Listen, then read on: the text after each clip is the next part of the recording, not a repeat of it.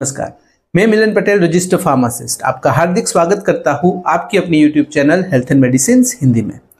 आज की वीडियो में मैं आपको टाइप 2 डायबिटीज में लगभग सबसे ज्यादा प्रिस्क्राइब होने वाली टेबलेट मेटफॉर्मिन के बारे में बताऊंगा, जिसके अंतर्गत मेटफॉर्मिन का उपयोग, मेटफॉर्मिन का डोज, मेटफॉर्मिन टेबलेट किस तरह से काम करती है, कौन कौन सी पोटेंशियल साइड इफेक्ट्स हो सकती है, इसके बारे में हम वन बाय वन बात करेंगे। तो बिना देरी किए आज के वीडियो की शुरुआत करते हैं।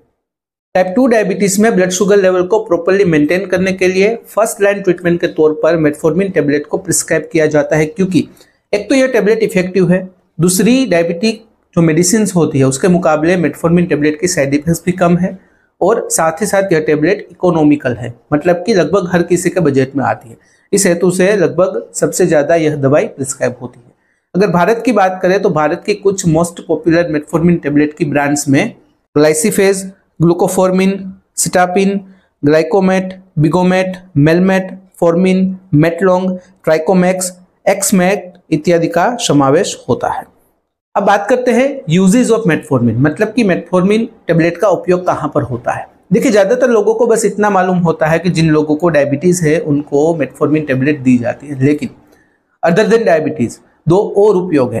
एक है अप्रूव्ड, दूसरा अप्रूव्ड नहीं है। दोनों के बारे में बात करेंगे, लेकिन सबसे पहले बात करते हैं जो मुख्य उपयोग है उसके बारे में। मेटफॉर्मिन टेबलेट का मुख्य उपयोग प्री डायबिटीज और टाइप 2 डायबिटीज में है। देखिए, प्री डायबिटीज की अगर बात करें तो जिन लोगों का blood sugar level border line पर है, अगर ध्यान नहीं दिया गया तो प्री डायबिटीज में से प्रोग्रेशन होकर डायबिटीज हो सकती है। तो ऐसे लोगों का ब्लड शुगर लेवल अच्छे से मेंटेन हो जाए और प्री डायबिटीज में से प्रोग्रेशन होकर डायबिटीज ना हो, इस हेतु से मेटफॉर्मिन टेबलेट प्रिस्क्राइब करके दी जाती है।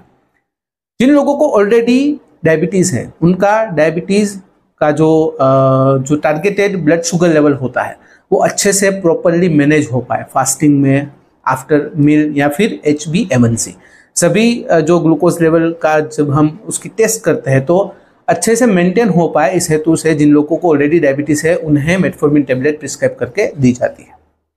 दूसरा उपयोग है PCOS, मतलब कि polycystic ovary syndrome, other than diabetes. यह टेबलेट का उपयोग PCOS के कुछ लक्षण जैसे कि इंसुलिन रेजिस्टेंस, इरेगुलर पीरियड और इनफर्टिलिटी को मैनेज करने के लिए मेटफॉर्मिन टेबलेट दी जाती है। तीसरा उपयोग है वेट मैनेजमेंट। हालांकि यह उपयोग अनअप्रूव्ड है, अनऑथोराइज्ड है। मार्क माई वर्ड्स, कभी भी वेट मैनेज करने के लिए मेटफॉर्मिन टेबलेट का उपयोग नहीं करना है। देखिए, होता यह है कि जब भी प्री डायबिटीज या फिर डायबिटीज में मरीज को मेटफॉर्मिन टेबलेट प्रिस्क्राइब करके दी जाती है, वह लोग मेटफॉर्मिन टेबलेट का सेवन करते हैं, तो ऐसे में वह लोगों का वेट कंट्रोल होता है और वेट लूज होता है। यह देखकर नॉर्मल इंडिविजुअल भी मेटफॉर्मिन टेबलेट का उपयोग वेट मैनेज करने के लिए, वेट को कम करने के लिए लेते हैं। आप भी जानते हैं कि भारत में वेट कंट्रोल करना, वेट मैनेज करना, वेट कम करना एक बहुत बड़ा बिजनेस है। इस बिजनेस को अच्छे से चलाने के लिए कभी कभार कुछ ऐसे लोग कोई ऐसी ट्रिक अपनाते हैं कि इस प्रकार की दवाई अपने क्लाइंट्स को देते हैं ताकि वेट लूज हो जाए, तेजी से वेट लूज हो जाए और अच्छा मार्केटिंग हो। इसके पीछे बहुत ही बड़ी साइड इफेक्ट्स हो सकती है। देखिए, जो लोग नॉर्मल इंडिविजुअल है, मतलब कि जिन लोगों का blood sugar level already maintain है, उसे मेंटेन करने की जरूरत नहीं है, लेकिन अगर वह लोगों को मेटफॉर्मिन टेबलेट वेट लूज करने के लिए दी जाती है तो हाइपोग्लाइसीमिया की स्थिति हो सकती है। ऐसे में चक्कर आना, फिर सिर हल्का लगना, बेहोशी का प्रॉब्लम होना, समस्या होना, अपने आप को संभाल नहीं पाना, कंफ्यूजन होना, मेंटल स्टेट अल्टर हो जाना, डिसोरिएंटेशन हो जाना, यह सब जो भी प्रॉब्लम है वो सामने आती है। तो ध्यान में रखना है कि कभी भी नॉर्मल इंडिविजुअल को वेट कंट्रोल करने के लिए या फिर वेट मैनेज करने के लिए मेटफॉर्मिन टेबलेट का उपयोग नहीं करना है। अब बात करते हैं डोजेस के बारे में। देखिए, जब भी मेटफॉर्मिन टेबलेट के डोज के बारे में हम बात करते हैं तो दो पॉइंट्स को कवर करना काफी जरूरी होता है। एक है स्टैंडर्ड और इमीडिएट रिलीज, और एक है एक्सटेंडेड रिलीज, जिसे हम कहते हैं ER। दोनों पॉइंट्स में मेटफॉर्मिन का डोज अलग अलग हो सकता है। सबसे पहले बात करते हैं स्टैंडर्ड या इमीडिएट डोज के बारे में, इमीडिएट जो रिलीज है उसके बारे में।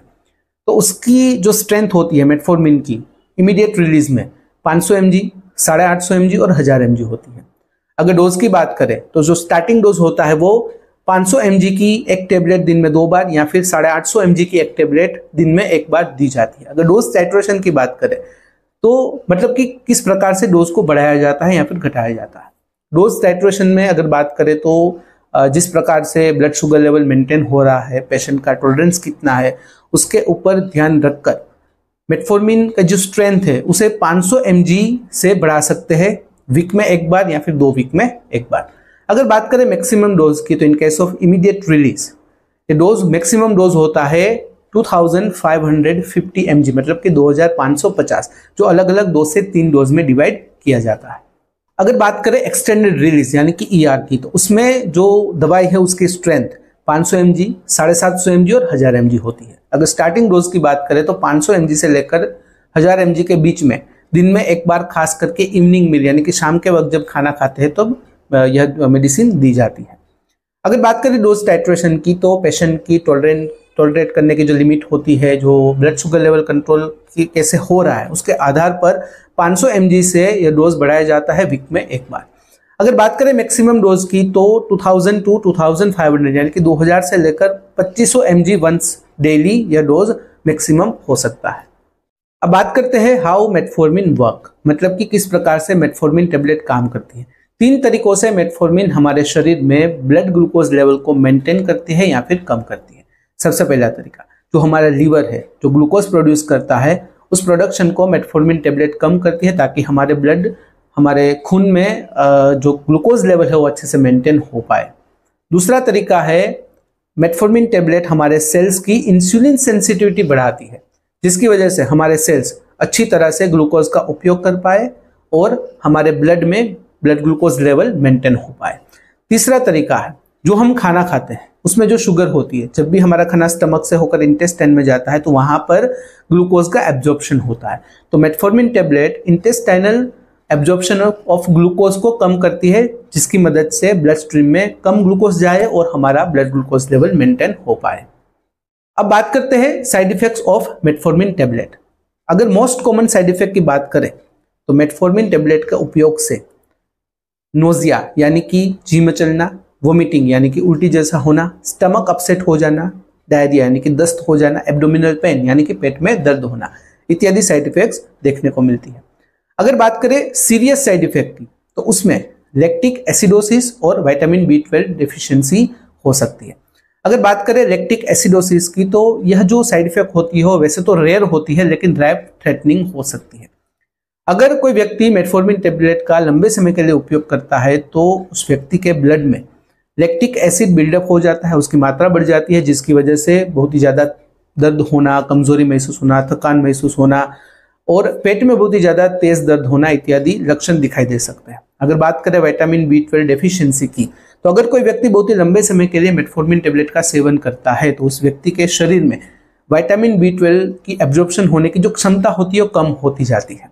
मतलब कि अगर वो व्यक्ति विटामिन B12 वाला आहार लेता है लेकिन फिर भी शरीर की जो एब्जॉर्प्शन करने की जो क्षमता होती है वो कम होती जाती है, जिसकी वजह से धीरे धीरे करके विटामिन B12 डेफिशिएंसी होने का खतरा भी रहता है।